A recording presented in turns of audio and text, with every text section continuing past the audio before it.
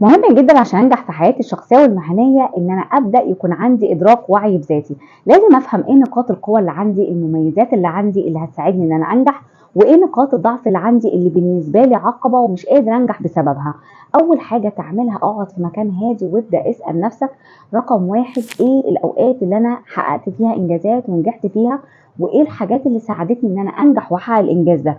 يعني في مهارات عندي معينه، في صفات معينه، عندي مواهب معينة ساعدتني على تحقيق النجاح ده.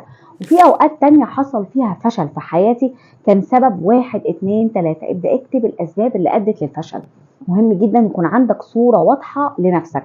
تاني حاجة لازم ان انا ابدأ اشوف الانشطة اللي انا بستعملها كل يوم او بعملها كل يوم. ممكن الاقي في حاجات انا بكون مرتاح ومبسوط ومستمتع بيها، في اوقات بلاقي في صعوبة ومش قادر ان انا اشتغل عليها.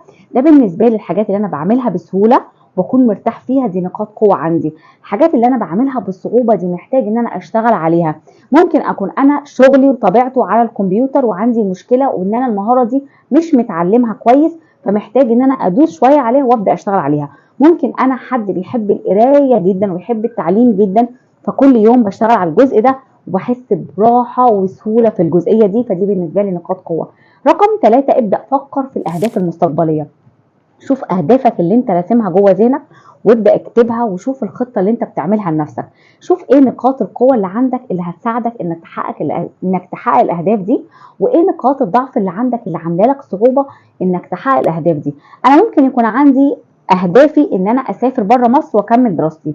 عندي نقطه القوه اللي عندي ان انا شخص بحب التحدي، بحب المذاكره جدا، بحب التعليم جدا. عندي ان انا بلتزم وبستمر، فدي بالنسبه لي نقاط قوه. عندي مشكله في نقاط الضعف ان انا محتاجه اتعلم لغه جديده او مهاره جديده، لازم اكتبها وابدا ان انا اعمل لها خطه واشتغل عليها. بعد كده لازم تبدا تجرب اشياء جديده. مهم جدا ان انا اشوف انشطه جديده اشتغل عليها، تجربه جديده اعملها.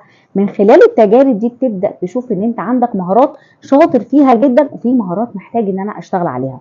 اخر حاجه بقى، في حاجه اسمها المرايه بتاعتي. انا في حاجات انا مش شايفها جوه نفسي، مش شايف نقاط قوه عندي، او مش شايف ايه الضعف اللي عندي او العيوب اللي عندي. محتاج ان انا اشوف الناس اللي حواليا شايفيني ازاي. ابدا اشوف الناس اللي حواليك، اصدقائك المقربين ليك، العيله اللي عندك، زملائك في العمل، الناس اللي بيحبوك فعلا، وابدا خد منهم ايه المميزات اللي عندك وايه نقاط الضعف اللي عندك. مهم اشوف نفسي من جوانب كتير عشان ده هيفرق معاك في رحله الوعي، هيفرق معاك انك تنجح في حياتك الشخصيه والمهنيه وتقدر تحقق اهدافك.